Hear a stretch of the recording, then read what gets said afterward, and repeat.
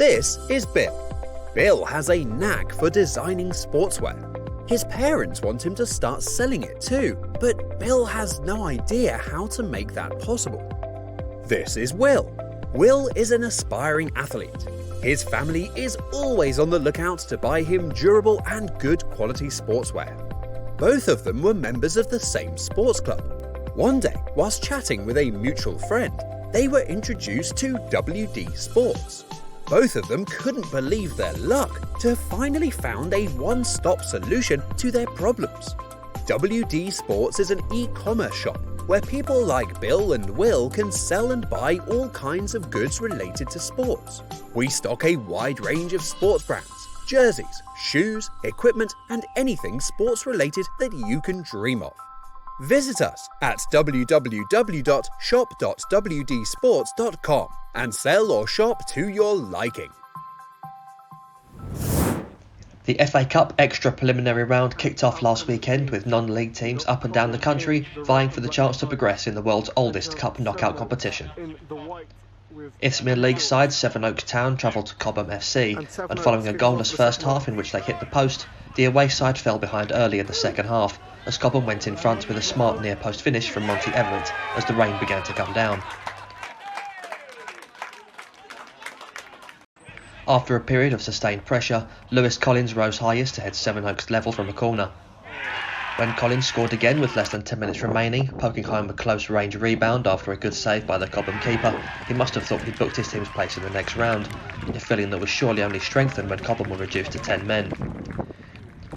The underdogs were not to be counted out, however, sending their keeper up into the area for a stoppage-time free kick that Craig Lymington sent into the top corner of the net via the back post, snatching a draw for Cobham and forcing a replay.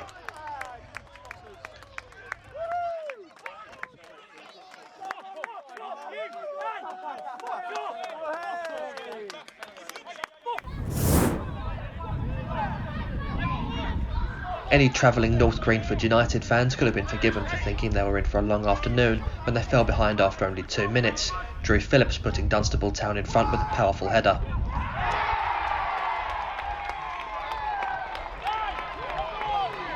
The away side were undeterred, however, and drew level only 5 minutes later, Charlie Mitchell pulling the ball out of the sky with a brilliant first touch before squirming the ball past the keeper.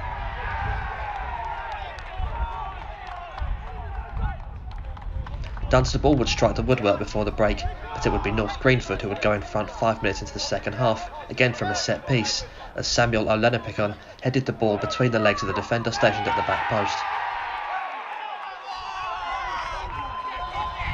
Heads appeared to drop for the home side, as immediately from the kick-off they gave the ball away and were set upon, a poor clearance from the keeper putting the ball on a plate for Harvey Killeen to sweep North Greenford into a 2-goal advantage.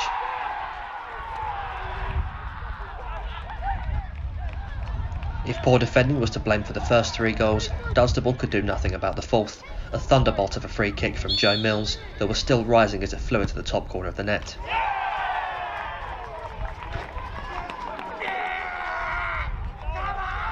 Kevin Moracey then got his name on the scoresheet towards the end of the match to complete the rout, despite claims of a foul in the build-up from Dunstable defenders. Not the sort of game Dunstable would have expected having taken the league so early, but ultimately it proved to be safe passage into the next round for North Greenford.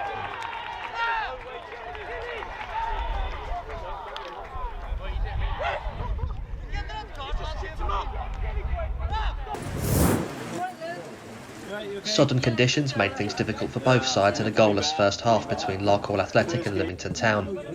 Harry McGrath opened the scoring in the second half, tapping Lymington ahead at the back post.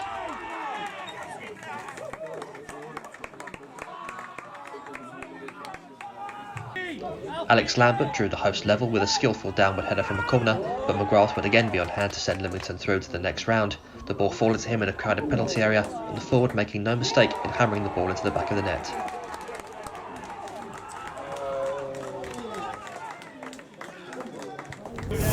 Cleethorpes Town made light work of Melton Town to qualify for the next round of the FA Cup. Josh Batter kicking off proceedings with just over a quarter of an hour played, finding the net with a delightful lob over the keeper following a long ball.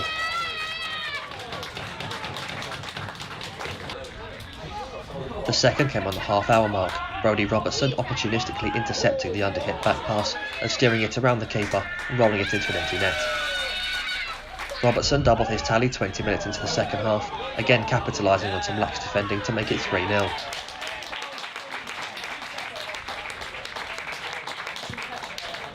Melton spent much of the second half with their backs to the wall, the woodwork doing its part to keep the score at 3, before substitute Scott Vernon finally broke the door down with a cool finish 5 minutes from time, sending Cleethorpes through, 4-0 victors on the day.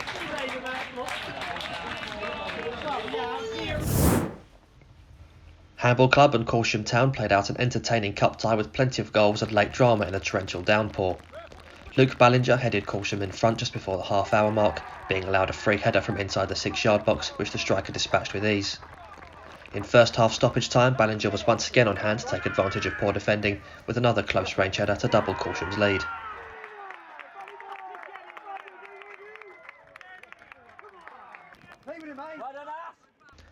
With 5 minutes left to play, Ballinger completed his hat-trick with the help of a wicked deflection that took it just beyond the reach of Handball's keeper to nestle in the bottom corner. As the clock ticked towards 90, Cwm's 3-goal lead seemed unassailable, and when Ashton Goodger rounded the keeper to tuck the ball home, it seemed little more than a consolation for Handball. The hosts were galvanised, however, and piled on the pressure deep into stoppage time. Goodger once again was the danger man, doing well to find space on the edge of a crowded area to guide a shot to the bottom corner. Coming in the 95th minute, however, it was too little too late for Handball. A final 3-2 scoreline that makes the game look a lot less comfortable than it was for Cwm, who will hope to carry through to the next round the experience that's in the FA Cup. No lead is safe.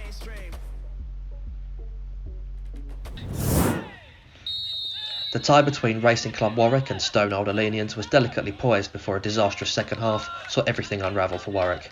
It all started when Sam Jackson saw red in the 52nd minute after picking up a second yellow, with things going from bad to worse less than 20 minutes later, as Fortune Mathosa was also sent off, reducing Warwick to 9 men with 20 minutes still to play. Even with the 2-man advantage, Alenians still needed a slice of luck to take the lead 3 minutes later, as Liam Hickson's shot hit both posts before landing back into his path with a tap-in.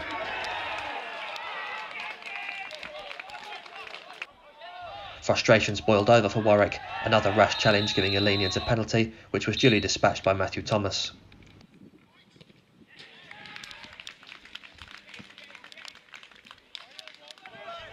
Thomas's second goal required far more skill than his first, a clever dummy on the edge of the area creating space for a strike well placed into the bottom corner. Warwick's misery was compounded in stoppage time as Thomas completed his hat-trick. A disappointing afternoon to say the least for Warwick, who never stood a chance after the 2 sending-offs, and now have to wait a year for a chance to redeem themselves in this competition.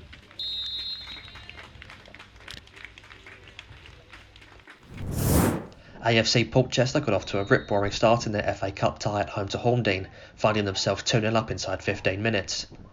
The first came courtesy of a fine glancing header from Vault, minting across from the right flank, with Kieran Roberts putting home the second on the rebound following a corner. 10 minutes before the break, Horndean pulled a goal back with a phenomenal team goal. Beginning with a free kick just inside their own half, the visitors pulled defenders to and fro with precision passing and clever runs, finishing the flowing move off with a ball into the box that was powerfully headed home by Zach Willett.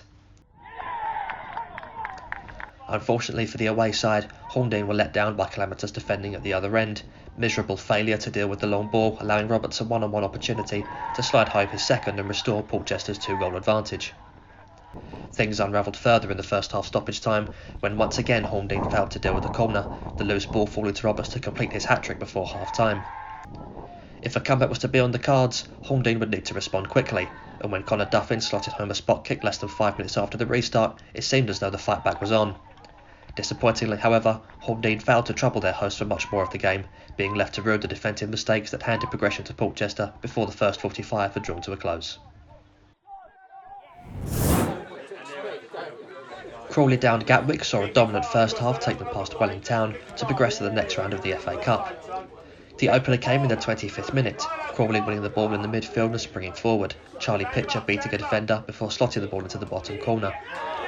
Cwm Town had the ball in the net moments later, only to be denied by the linesman's flag, but there would be no doubts when Crawley doubled their lead. Picking up the ball a good 30 yards out, Ollie Moore decided to have a crack, sending a scorcher into the bottom corner that left the Welling keeper with no chance.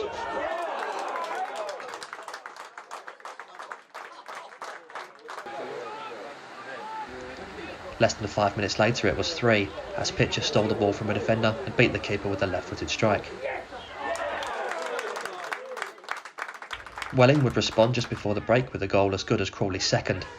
Ollie Bennett's strike may not have matched Moore's in terms of distance, but the technique was impeccable, beautifully curling the ball into the far corner to give Welling a lifeline.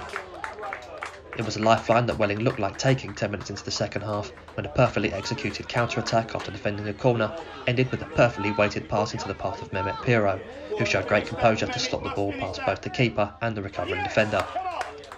Welling were unable to level the tie, however, not for lack of trying, as a combination of fine goalkeeping and the woodwork denied them from forcing Crawley into a replay, ending the game with 10 men after Taylor Robinson was sent off in stoppage time for hacking down an opponent in frustration.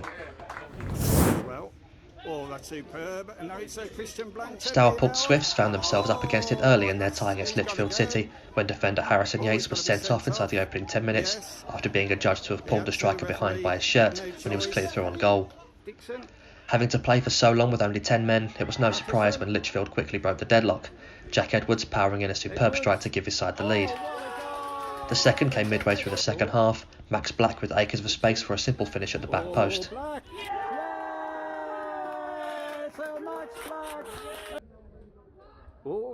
Two further late goals, a deflected finish from Joe Haynes and another excellent strike from Max Dixon, put the gloss on the scoreline. Evans open again, and now it's Dixon. Oh, Dixon gets it back. Oh, what a goal! It's 4-0 now to Lichfield. Good work from Lichfield. Stourport meanwhile will no doubt feel aggrieved, as the dubious early sending off gave them an uphill battle from the beginning of the match. Lichfield, and goals from Jack Edwards, Max Black, Joe Haynes and Max Dixon. Enough to send Lichfield round to the next tie of the FA Cup. There were 5 goals in a back and forth affair between Billingham Town and West Allotment Celtic. A lively start saw West Allotment take the lead inside 10 minutes, Regan Patterson's lob having just enough on it to beat the keeper and drift into the bottom corner. The reply from Billingham came 5 minutes before the break, West Allotment's keeper pushing the cross to the path of Ollie Can to draw the host level. The stalemate wouldn't last long, however, as Rory Martins was played through and saw his shot squirm under the body of the Billingham keeper to restore West Allotment's lead.